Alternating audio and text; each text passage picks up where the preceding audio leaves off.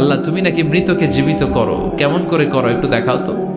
আল্লাহ বলে, ইব্রাহিম এটা কেমন কথা? আওয়ালাম তুমিন, তুমি নবী মানুষ কি প্রশ্ন করলে? তোমার বিশ্বাস হয় না? আওয়ালাম তুমিন, বিশ্বাস হয় না? তুমি তো নবী, যেন যেন নবী নও, তুমি খলিল, তোমার বিশ্বাস হয় না? এটা কেমন প্রশ্ন? সাইয়েদনা ইব্রাহিম বললেন, বালা, বিশ্বাস হয়, ওয়ালাকিন লিয়াতমাইন্না কলবি, কিন্তু দেখলে ভাল লাগবে, দেখলে ভাল লাগবে, দেখলে অন্তরটা ঠান্ডা হবে। সুবহানাল্লাহ পড়ে। সাইয়েদনা ইব্রাহিম বললেন, বালা ওয়ালাকিন লিয়াতমাইন্না কলবি, আল্লাহ অবশ্যই বিশ্বাস করি, কিন্তু দেখতে পারলে কলিজাটা ঠান্ডা হয়ে যাবে। বিশ্বনবীর অভ্যাস ছিল ওনার স্ট্যান্ডিং পয়েন্ট উনি ক্লিয়ার করে দিতেন। বুখারীর বর্ণনা, ওনার স্ত্রী আমাদের আম্মা জান সাফিয়া বিনতে হুয়াই ইবনে আখতাব, সাফিয়া বিনতে হুয়াই ইবনে আখতাবকে নিয়ে উনি ইতিকাফ অবস্থায় মসজিদে বসে আছেন। আলো আবছা অন্ধকার।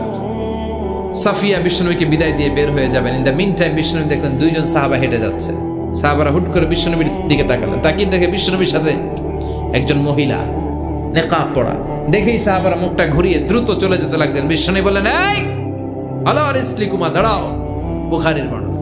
বিশ্বনবী ওখানে গেলেন, যে বললেন সাহাবারা, আসসালামু আলাইকুম। ওয়ালাইকুম আসসালাম। ইন্নাহা উম্মুকুম সাফিয়া, ওই যে পর্দার আড়ালে একটা মহিলার সাথে আমারে বসা দেখছো, এটা তোমাদের মা, আমার স্ত্রী সাফিয়া। সাহাবারা বলে, সুবহানাল্লাহ, ইয়া রাসূলুল্লাহ, আপনি এটার ব্যাখ্যা দিতে এসেছেন কেন আমাদের কাছে? আমরা কি কিছু মনে করেছি নাকি? আপনি কোনো মহিলার সাথে বসা মানে তো আমাদের আম্মা জানের সাথেই বসা। বিশ্বনবী বললেন, না, তোমরা মনে করো নাই, কিন্তু কিছুক্ষণ পর শয়তান তোমাদের হৃদয়ে খুঁতখুঁতানি ঢুকায় দেবে। যাওয়ার সময় মনে মনে ভাববা, কিরে নবী কার লগে বসা? না, আম্মা জানের সাথেই বসা। একটু পরে, আসলে কি আম্মা জানের সাথে বসা, নাকি অন্য কেউ ছিল? না না, কেউ ছিল না, নবীর স্ত্রী ছিল। আসলে কি স্ত্রী ছিল না অন্য কেউ ছিল? এই যে খুঁতখুঁতানি, খুঁতখুঁতে স্বভাবের একটা ভাব মনের মধ্যে শয়তান ঢুকাই দিতে পারে কি পারে না? এজন্য ক্লিয়ার হয়ে নেবেন। ক্লিয়ার হয়ে নেওয়া সুন্নাত, ক্লিয়ার হয়ে যাওয়া। আল্লাহ, আমি ক্লিয়ার হতে চাই, ক্লিয়ার হওয়া সাইয়েদনা ইব্রাহিমের সুন্নাত। সুবহানাল্লাহ পড়েন।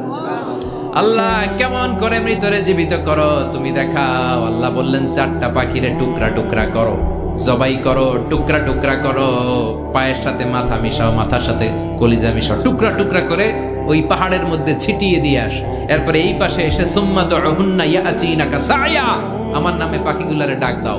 উনি এই পাশে এসে আল্লাহর নামে টুকরো টুকরো করে ছিটিয়ে দিয়ে আসা পাখিগুলোর ডাক দিতে দেরি মুহূর্তে পায়ের সাথে মাথা, মাথার সাথে বডি লেগে জীবিত হয়ে পাখিগুলো দৌড়ে সাইয়েদনা ইব্রাহিমের কাছে চলে এসেছে। আল্লাহর কোরআন সাক্ষী। ইয়াতিনাকা সায়া, এই যে আল্লাহর সাথে উনার কি ডায়ালগ মারছেন, এটা কোরআনে আছে না নাই? বাৎসরিক পূজা অনুষ্ঠানের দিন আসলো। বাৎসরিক পূজা অনুষ্ঠানে সবাই ইব্রাহিমরে ধরছে, ইব্রাহিম চল আমরা পূজা দিতে যাব। সাইয়েদনা ইব্রাহিম ফানাযারা নাযরাতান ফিন নুজুম, তাকালেন আকাশে আর বললেন, ইন্নী সাকিম, আমি যেতে পারবো না, আমি অসুস্থ। আমি কি আসলে সুস্থ ছিলেন? তো অসুস্থ বললেন কেন? কারণ অসুস্থতা দুই ধরনের, চিল্লায় বলেন। একটা শারীরিক, আর একটা। সাইয়েদনা ইব্রাহিম মানসিকভাবে প্রচন্ড বিপর্যস্ত ছিলেন, অসুস্থ ছিলেন। এর কারণ, গোটা উম্মাত মূর্তির পূজা করে, এই দৃশ্য দেখে কোনো নবী মানসিকভাবে সুস্থ থাকতে পারে? উনি বললেন, আমি অসুস্থ, তোমরা যাও। সবাই বলল, ঠিক আছে আমরা যাই। ইব্রাহিম, তুই আমাদের ঘরের মূর্তিগুলারে পাহারা দে। মূর্তি পাহারাদার একজন ভালো লোক পাওয়া গেছে। মূর্তি পাহারা দেওয়ার জন্য ভালো একজন পাহারাদার পাওয়া গেছে। সাইয়েদনা ইব্রাহিম কয়, ঠিক আছে আজকে পাহারা দিমু, জন্মের পাহারা। যা, তোরা দিতাছি, পাহারা দিতেছি, যা। এইবার সাইয়েদনা ইব্রাহিম মূর্তির ঘরে ঢুকলেন। দেখেন কি সুন্দর কথোপকথন আল্লাহ তুলে ধরলেন। আল্লাহু আকবার।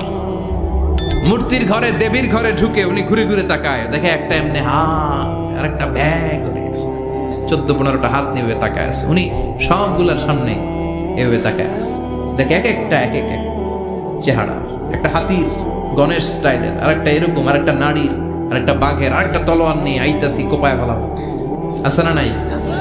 সবগুলোর সামনে যায়, যে যে দেখে আর অবাক হয়, কত ধরনের খোদার কাছে এরা কত কিছু চায়।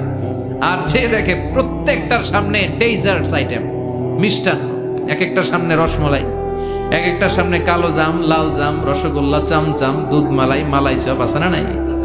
জিব্বে পানি চলে আসছে নাকি? তো সাইয়েদনা ইব্রাহিম অবাক, কিরে এত মূর্তি, এত ডিজাইন, এত ভাবে এরা অঙ্গভঙ্গি করে আছে, এত খাবার দেয়া, খায় না কেন? সাইয়েদনা ইব্রাহিম ভাবলেন মনে হয় নাগাল পাই না, আমি একটু তুইলা ধরি। উনি রসমলাইয়ের বাটিটা নিয়ে যেটা হা করে আছে ওইটার সামনে যায় কয় খা। কি কয়? বানাই কইতেছি মনে হয়। ফারাগা ইলা আলিহাতিম, মূর্তিগুলোর কাছে গেলেন। ফাকালা আলা তাকুলুন, খাবি না? খাবি নাটারে আমি কিছু খা, কোরআন থেকে বলছি, ঠিক কি না? উনি ভাবলেন ওরা হয়তো খেতে পারে না, নাগাল পাচ্ছে না, কিংবা আমারে দেখে লজ্জা পাচ্ছে। নিজ থেকে রসমলাইয়ের বাটি তুলে ধরলেন। উনি বললেন খা, আর ওগুলা কয় হা হা করে রয়েছে, নড়েও না চড়েও না। উনি মুখের সামনে তুলে ধরে বললেন আলা তাকুলুন, খা। সবগুলার সামনে গেলেন, খা খা। কেউ খায় না, ওগুলো হা করে আছে। সাইয়েদনা ইব্রাহিম বললেন খা, কেউ কথা কয় না। উনি বললেন খাবি না কেন? তাইলে কথা ক। এই যে কষ্ট করে উড়াইলি, মুখের সামনে দিলাম, খাবি না কেন? কথা বল। আলা তাকুলু, খাবি না কেন? কথা বল। মা লাকুম লা তাতাকাল্লামুন, খাবি না কেন? মা লাকুম লা তানতিকুন, হয় খা নয় কথা ক। বলতেই লাগলেন খা খা। প্রত্যেকটা মূর্তির সামনে গেলেন, খা। ওগুলো করে আছে হা, কোনো কথা কয় না। কয় কেন খাবি না? তাহলে কথা ক। খায়ও না, কথাও কয় না। আপনার ছেলে বায়না ধরছে, আব্বা চানাচুর খাম। কি খাম? চানাচুর কিনে দিলেন, এই না চানাচুর। এখন চানাচুর খায় না। কিরে বাপ খাবি না কেন? কথাও কয় না। খায়ও না, কথাও কয় না। এখন বাকি আছে কোনটা? কথা কর। ফারাগা আলাইহিম দারবাম বিল ইয়ামিন, ডান হাতে কোপানো শুরু করলেন। ইচ্ছা মতো ঘুষি কিল মারতে মারতে মূর্তিগুলার সাইজ। ফারাগা আলাইহিম দারবাম বিল ইয়ামিন, এক একটা নবীর হাতে জান্নাতি শক্তি দিয়েছে কে? খা নাইলে কথা ক। খায় না, কথাও কয় না, বাকি আছে। মায়ের মারতে শুরু করলেন। মারতে মারতে সব শেষ। তারপরে খুঁজে পেলেন একটা কুড়াল। কি পাইলেন? কুড়াল দিয়ে এখন মারতে আরো সুবিধা। খালি এটারে এভাবে মারে, ওইভাবে মারে। মারতে মারতে যতগুলো মূর্তি ছিল সবগুলো মেরে বড় মূর্তিটার গায়ে মারতে যাবে। In the meantime stop, না এটারে মারো না। ফাজআলাহুম জুদাদান, সবগুলারে টুকরা টুকরা। ইল্লা কাবীর আল্লাহুম, বড়টা ছাড়া। ওইটারে রেখে দিলেন। আর বুদ্ধি করে কুড়ালটারে বড়টার কাঁধে ঝুলাইয়া দিলেন। বড় মূর্তিটার কাঁধের মধ্যে ঝুলাই দিলেন। ঘটনাটা সুন্দর হয়েছে না? এখন কেমন যেন মনে হয় এটা কোপাইয়া দাঁড়ায় রয়েছে বাপের বেটার মতো।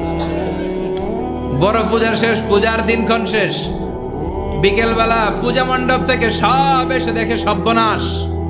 পাহারাদার ইব্রাহিম কই, আনতা ফাআলতা হাযা বিআলিহাতিনা ইয়া ইব্রাহিম। ইব্রাহিম সর্বনাশ কে কইছে? তুই কইছত নি? কই আইনো, বড়টাই কইছে। ওইটারে জিজ্ঞেস করো। বাল ফাআলাহু কাবীরুহুম হাদা ফাসআলুহুম ইন কানু ইয়ানতিকুন, কোরআন থেকে বলছি, আমি করি নাই। ওই দেখ কুড়ালটা কার কান্দে? বড়টার কান্দে, ওইটারে জিগা। সবাইকে খাইছে। সবাই বলে ইব্রাহিম তুমি কি জানো না এগুলো কথা বলে না? সাইয়েদনা ইব্রাহিম বলে যে এটা কথা কয় না, ওইটার পূজা করস কেন? যেটা কথা বলে না, যেটা নিজেরাই নিজেদের মায়ের থেকে বাঁচাতে পারে না, নিজেরাই নিজেদেরকে রক্ষা করতে পারে না, তোরে কিভাবে রক্ষা করবে? এগুলোর পূজা কেন করিস? ফাবুহিতাল্লাযী কাফার, কারো কোনো জবাব নাই, লা জবাব। সবাইকে ইব্রাহিম তুই বড্ড বেড়ে গিয়েছিস, তোরে নমরুদের কাছে নেওয়া হবে। রশি দিয়ে পেঁচিয়ে নমরুদের কাছে নেওয়া হলো। নমরুদের নাম শুনছেন? শোনেন নাই বোধহয়? শোনেন নাই? পৃথিবীতে 4 জন বাদশা ছিল, যারা গোটা বিশ্বের বাদশা। গোটা বিশ্বের 2 জন কাফের, 2 জন মুমিন। মুসলমানের একজন হচ্ছে যুলকারনাইন, আরেকজন হচ্ছে সাইয়েদনা সুলাইমান। কাফেরের একজন হচ্ছে বাখতানাসার, আরেকজন হচ্ছে নমরুদ। এই নমরুদের কাছে নিয়ে যাও রশি দিয়ে বেঁধে। এবার নমরুদের সাথে কি ডায়ালগ মারছে এটা তো আর কোরআনে নাই। কথা কন, এটাও আছে। নমরুদ বলে, ইব্রাহিম শুনলাম তুমি নাকি আমাদের খোদাগুলারে মারছো। তুমি নাকি কোন আল্লাহর ইবাদত করো। তুমি নাকি কোন নতুন রবের তথ্য নিয়ে আমাদের বাবেল নগরীতে আগমন করেছো। আমি ছাড়া কোনো খোদা আছে বলে তো আমি শুনি নাই। এই বাবেল নগরীতে আমি ছাড়া কোনো খোদা আছে আজকে নতুন শুনলাম। কে তোমার খোদা? কি তার পাওয়া? এবার ডায়ালগ মারা শুরু করলেন সাইয়েদনা ইব্রাহিম। সাইয়েদনা ইব্রাহিম বললেন, রব্বি আল্লাযী ইউহয়ী ওয়া ইউমীত। আমার রব এমন রব যিনি জীবন দেয় আবার মরণও দেয়। জীবন দেয় কে? মরণ দেয় কে? নমরুদ বলে, তাই তোমার আল্লাহ জীবন দেয় মরণ দেয়? আনা উহয়ী ওয়া উমীত। এবার নমরুদ ডায়ালগ মারতেছে, খালি ডায়ালগ। আনা উহয়ী ওয়া উমীত, আমিও তো জীবন দেই, আমিও তো মরণ দেই। সাইয়েদনা ইব্রাহিম বললেন, তুমিও যদি আমার আল্লাহর মতো জীবন দাও, মরণ দাও, তাইলে দেখাও। নমরুদ জেলখানা থেকে দুইজন ফাঁসির আসামিকে ধরে এনে একটা ধারালো ছুরি নিয়ে প্রথম আসামির পেটের ভিতরে ধা করে ছুরিটা ভরে দিয়েছে। ফিনকি দিয়ে রক্ত ছুটলো, লোকটা ছটফট ছটফট ছটফট করতে করতে দুনিয়া থেকে বিদায়। এবার পেট থেকে ছুরিটা বের করে দ্বিতীয় আসামির পেটের মধ্যে ঢুকাতে যাবে ধা করে। In the meantime stop, ঢুকায় নাই, পেটে ঢুকাইতে যাও, ঢুকায় নাই। কয় ইব্রাহিম, এই যে দেখো, তোমার সামনে প্রথম লোকটারে আমি জীবন মৃত্যু দিলাম, আর এটার মৃত্যুর পথ থেকে বাঁচাই এটারে আমি জীবন দিলাম। প্রথমটারে দিলাম মরণ, পরেরটারে দিলাম জীবন।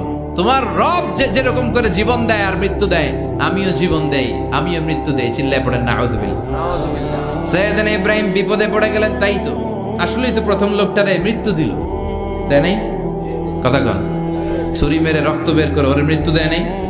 পরের লোকটারও একইভাবে মৃত্যু দিতে যায়, সেখান থেকে বাঁচিয়ে জীবন দিল। ভেজাল আছে না নাই?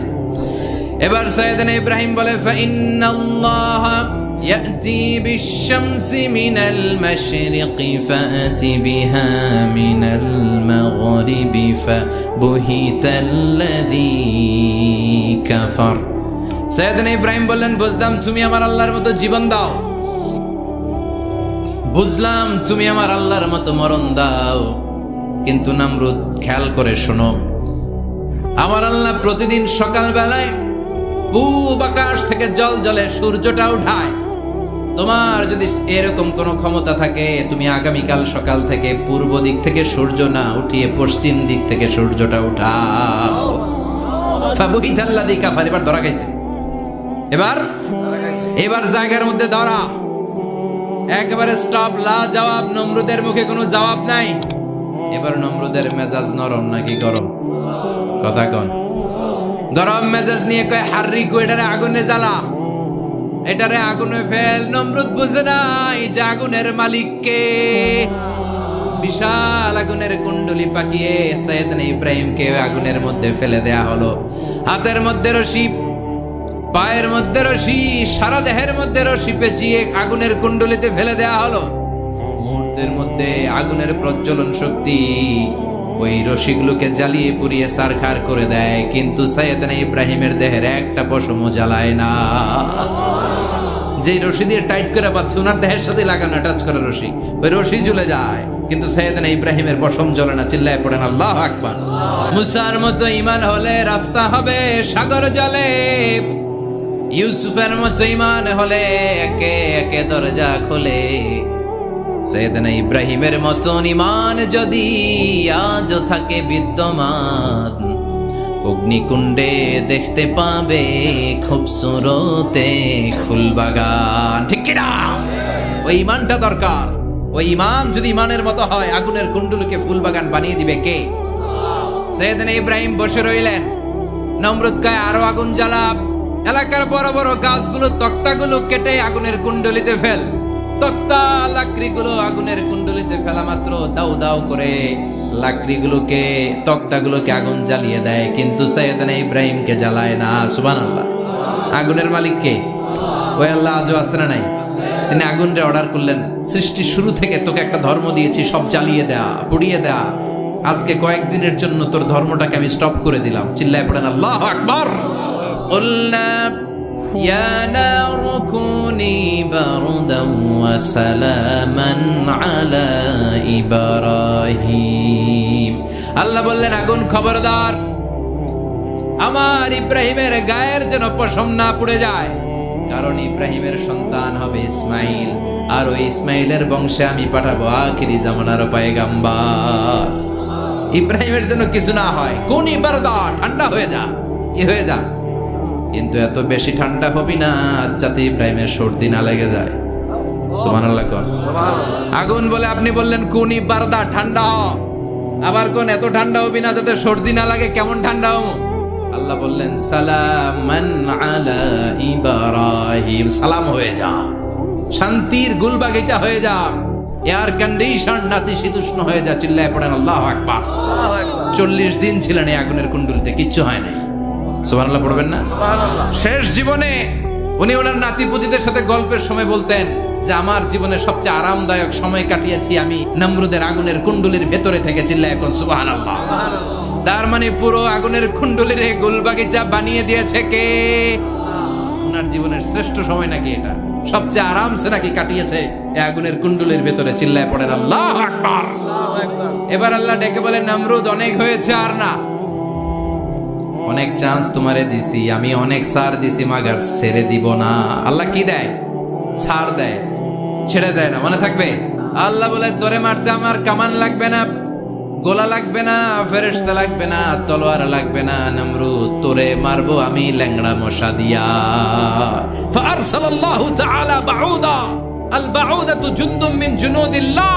এই মশাগুলো আল্লাহর সৈনিক। কথা কন, এই মাছিগুলো আল্লাহর সৈনিক, এই সাপ আর ব্যাঙগুলো আল্লাহর সৈনিক, এই বাতাস আল্লাহর সৈনিক, এই মাটি আল্লাহর সৈনিক। মাটি যদি কাঁপাকাঁপি শুরু করে বসে থাকা যাবে? কথা কন। ভূমিকম্প হইলে সব দৌড়াদৌড়ি আছে না নাই? আগুন লাগলে দুর্ঘটনা আছে না নাই?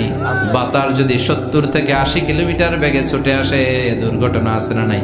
ফারসালাল্লাহু বাউদা, আল্লাহ একটা ল্যাংড়া মশা পাঠালেন।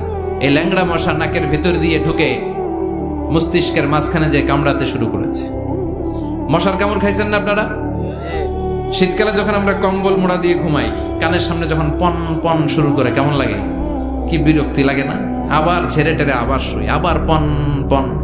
তো পন পনের আওয়াজই আমাকে সহ্য হয় না। ওই মশা নাকি দিয়ে ঢুকে দিকে কামড়া, ওই বেটার কেমন লাগে? কথা কন। নাকের ভিতর দিয়ে মশা ঢুকে ভিতরে কুটকুট কুটকুট করে কামড় মারে।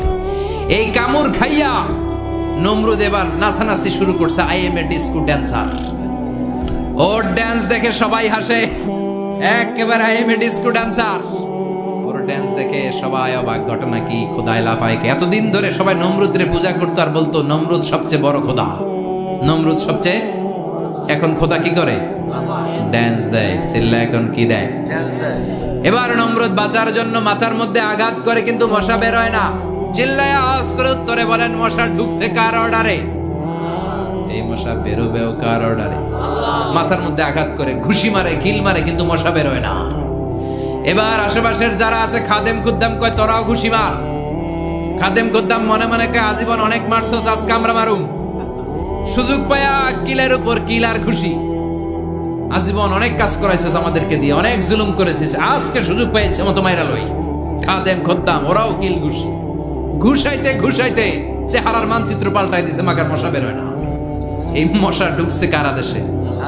কথা কন। এই মশাটা যদি বেরোতে হয় অর্ডার লাগবে একজনের। চিৎকার করে বলেন, চিনি কে? নিজেও মারে, বেরোয় না।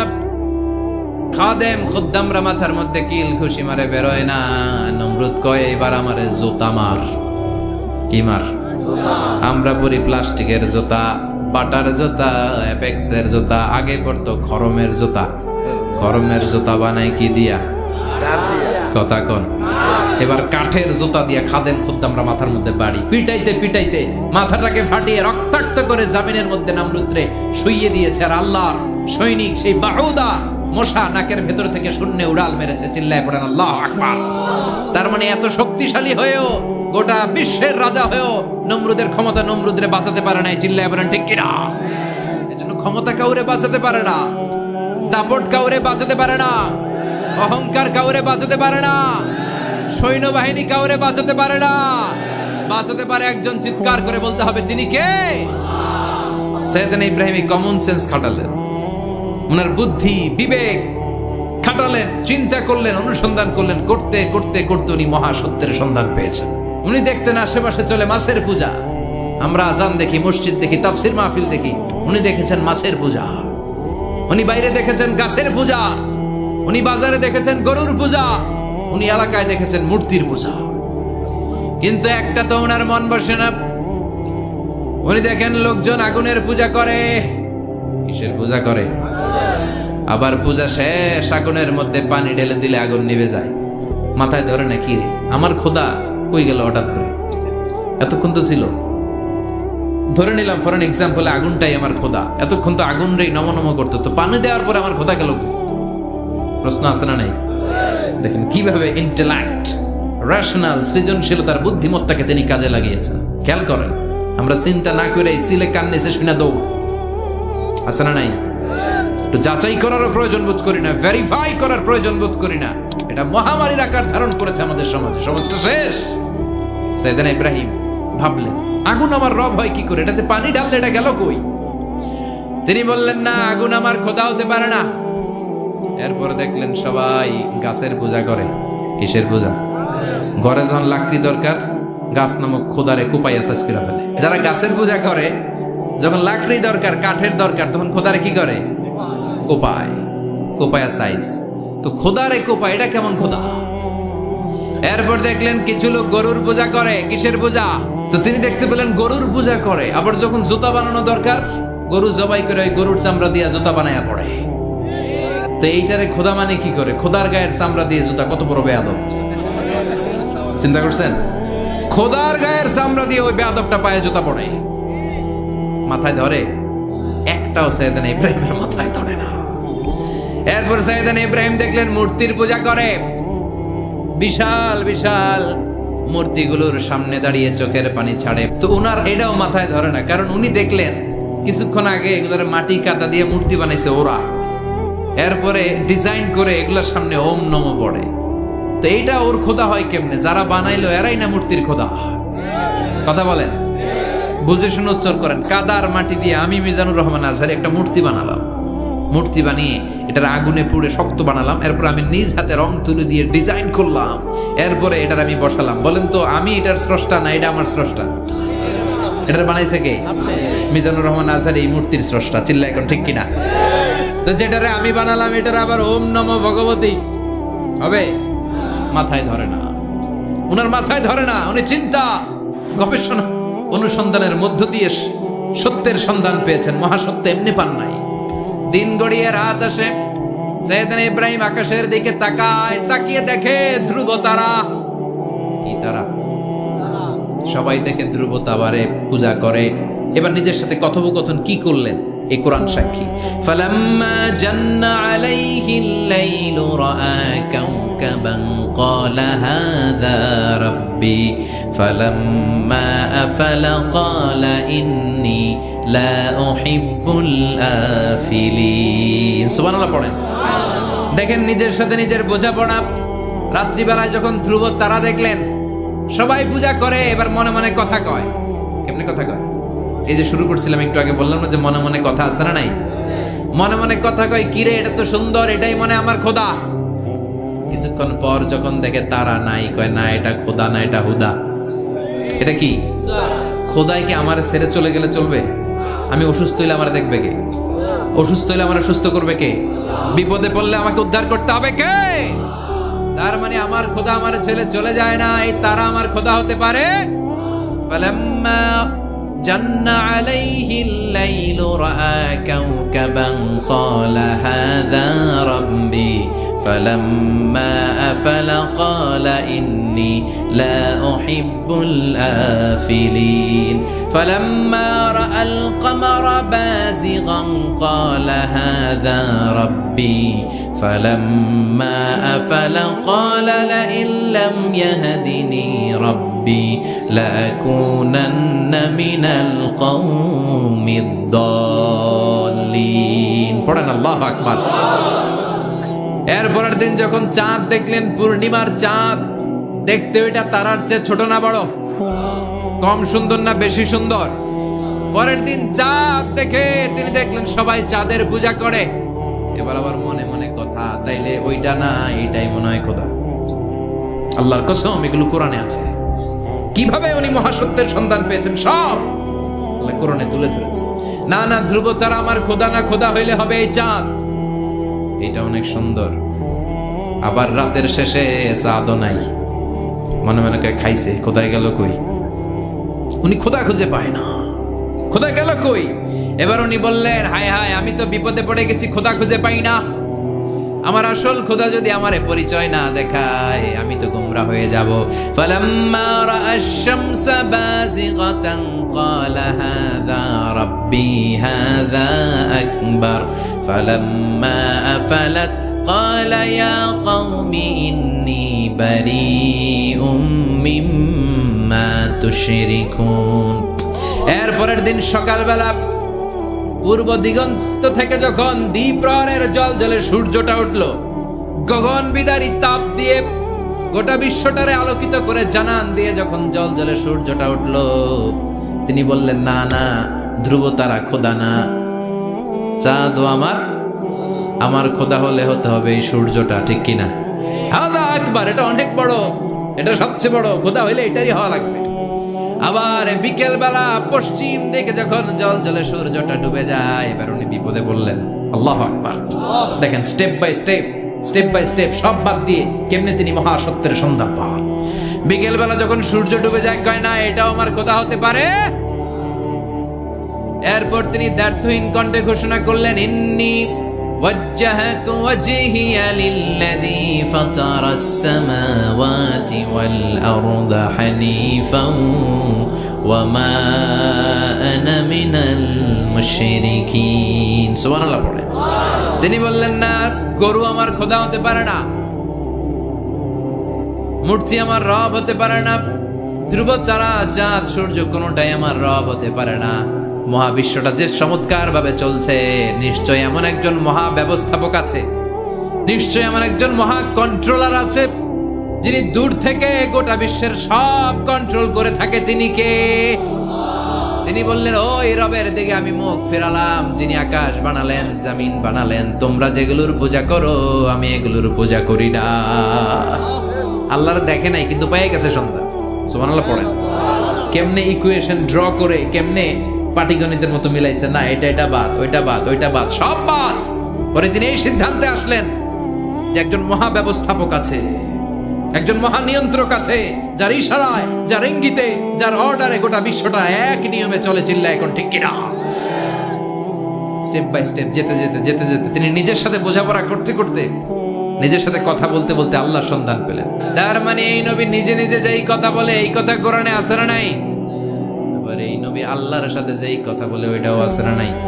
এরপরে উনি ওনার কলিজার টুকরা ছেলে সাইয়েদনা ইসমাইলের সাথে কি ডায়ালগ মারলে, সেটাও কোরআনের ভেতরে আছে না নাই?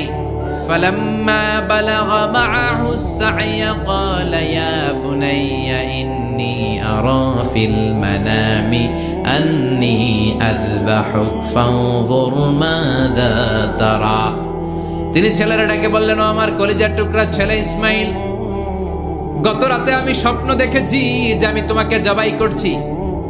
ফানদুর মাযা তারা, তোমার অভিমত কি, অপিনিয়ন কি, জানাও। সুবহানাল্লাহ বলেন। ছেলেরা বললেন, আমি স্বপ্নে দেখেছি তোমারে জবাই করতেছি, তোমার অভিমত কি? আমগরে যদি আমগো আব্বারা কইতাম আমার দেখেন না, বড়ডারে দেখছেন, কথা কন। বড়ডাই কইতো আমার না মাজ্জাডারে দেখছেন, মাজ্জাডারে কইতো ছোটডারে দেখছেন, কথা কন। আমরা এটা কইতাম না? 100% আমরা এরকম উত্তর দিয়ে দিতাম। চিল্লা এখন ঠিক কিনা? কিন্তু সৈয়দনা ইসমাইল কেমন ছেলে, বাপ কা বেটা সিপাহী কা ঘোড়া, কুছ না হতো থোড়া থোড়া, ঠিক কিনা? ছেলে বলল, ইয়া আবাতি ফআল মা তুমারু সাতাজিদুনি ইনশাআল্লাহু মিনাস সাবিরিন। কি ছেলে, আমগুডিও বলা, ওইটাও বলা, পার্থক্য আছে না নাই? ছেলে কয়, বাবা আমি তো ডরাই না, আমি ডরাই আমনেরে লইয়া। আমনে ডরান কিনা, আপনি ভয় পেয়ে যান কিনা, ওই টেনশনে আমি আছি। আপনি যে আমার এত মায়া করেন, আপনি যে আমার এত ভালোবাসেন, আমাকে শুইয়ে দিয়ে যে জবাই করবেন, ফিনকে দিয়ে যে রক্ত ছুটবে, আপনি ভয় পেয়ে যান কিনা, ওই ভয় আমি পেয়ে যাই। আমার অন্তরে কোনো ভয় নাই। ইয়া আবাতি ফাআল মা তুমার, বাবা যেমনটা আদিষ্ট হয়েছেন ঠিক তেমন করেন। সাতাজিদুনি ইনশাআল্লাহু মিনাস সাবিরিন, ইনশাআল্লাহ আপনি আমারে ধৈর্যশীল পাবেন। এরকম ছেলে আমাদের ঘরে ঘরে থাকার দরকার আছে না নাই? তার মানে বাপ বেটা কি ডায়ালগ মারছে, কোরআনে তুলে দিল কে? আবার সৈয়দনা ইব্রাহিম এলাকার লোকদের সাথে কি ডায়ালগ মারলেন, সেটাও কোরআনে আছে না নাই? তিনি বললেন, মা হাযিহি তামাসিলুল্লাতী আনতুম লাহা আকিফুন। ও এলাকার লোকেরা, নিজের হাতে মূর্তি বানিয়ে মাথাটাকে নিচু করে ওম নমো ভগবতী কেন পড়ো? কেন? ক্বালু ওয়াজাদনা আবানা লাহা আবিদিন। দেখেন, কনভারসেশন কি এক পক্ষের হয়? কথোপকথন করতে হলে কয় পক্ষ লাগে? উনি বললেন, এই মূর্তিগুলোর সামনে তোরা মাথা নত করে দাঁড়িয়ে থাকিস কেন? তারা বলল, ওয়াজাদনা আবানা লাহা আবিদিন, আমরা আমাদের বাপ দাদাদেরকে দেখছি এরকম করতে, এজন্য আমরাও করি। সাইয়েদনা ইব্রাহিম বললেন লাকাদ কুনতুম আনতুম ওয়া আবাকুম ফি দালালিম মুবিন। তোরাও শেষ, তোকে বাপ দাদারাও শেষ, তোদের বাপ দাদারাও গোল্লায়, তোরাও গোল্লায়। চিল্লাই কোন ঠিক কিনা? সাইয়েদনা ইব্রাহিমের সবগুলো কথা কোথায় কি ডায়ালগ মারলেন, আল্লাহর কাছে এত ভালো লেগেছে, আল্লাহর কোরআনের ভেতরে তুলে দিয়েছে কে? আবার তিনি যতগুলো দোয়া জীবনে করেছেন সব কবুল করেছে কে? তিনি দোয়া করলেন রাব্বি জাআলনি মুকিমাস সালাতি ওয়া মিন যুররিয়াতি রাব্বানা ওয়া তাকাব্বাল দুআ। তিনি দোয়া করলেন আল্লাহ রাব্বি জাআলনি মুকিমাস সালাত, আল্লাহ আপনি আমার নামাজ কায়েমকারী বানান। কি কায়েমকারী? তার মানে নামাজ পড়লে সবাই মিলে পড়তে হবে, ঠিক কিনা? নামাজ কায়েমকারী বানান, আমার সন্তান ইসমাইলের নামাজ কায়েমকারী বানান। আমার দোয়াটা কবুল করেন। কবুল করে নিল কে?